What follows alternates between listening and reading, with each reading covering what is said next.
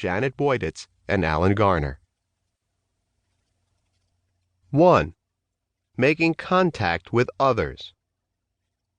I feel like I'm staring at a banquet.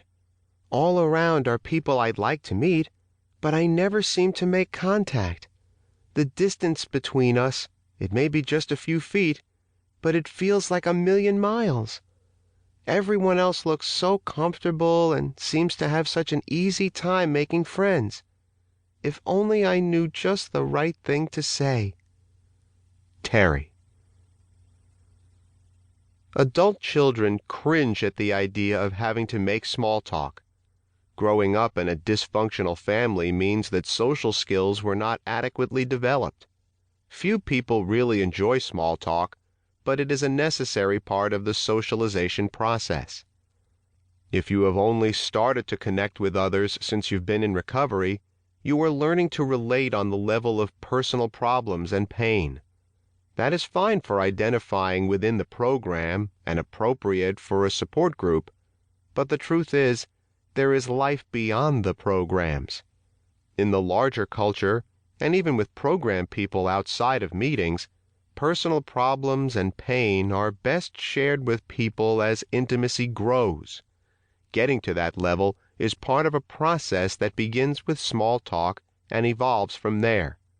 Small talk is the most non-threatening way that people can begin to know each other. People respond as much to tone and energy as to content. Rushing into personal things creates a sense of intimacy before it really exists.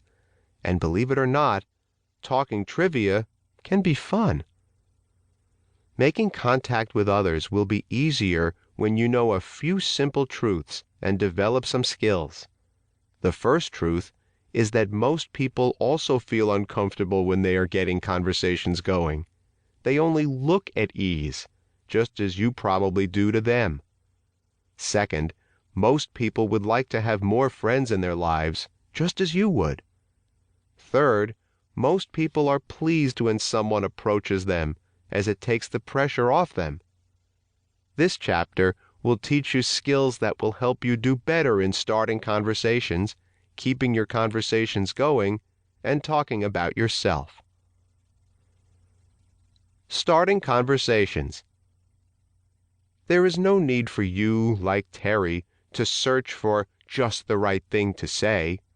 The truth is that dull, ordinary openers can work even better than clever openers. The main thing is to say something. When you say something, you've made contact. You've opened up the possibility of establishing a relationship, of making a friend. If others are interested, they will respond, and you can apply the skills in this book to use what they say to get a conversation going.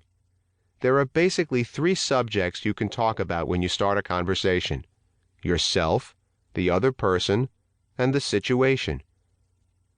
Talking about the other person or the situation you are both in is far more likely to get the other person involved than only talking about yourself. Why? Because others are much more interested in themselves and what they're doing than they are in you, especially when they don't even know you.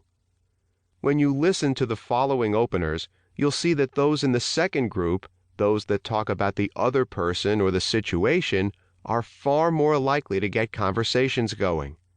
The best idea is to make the I statement first to show your own willingness to share and so as not to appear intrusive. Begin. I'm looking forward to this movie. Continue. What have you heard about it? Begin. I'm late for work. Continue. Why do you think the bus is late? Begin. I'm a friend of the host. Continue. How did you happen to get invited to this party? There are basically 3 things you can say when you start a conversation. You can ask a question, voice an opinion, or state a fact. To get others to want to join you in conversation, you have to interest and involve them. Asking questions is far more likely to do this than relating only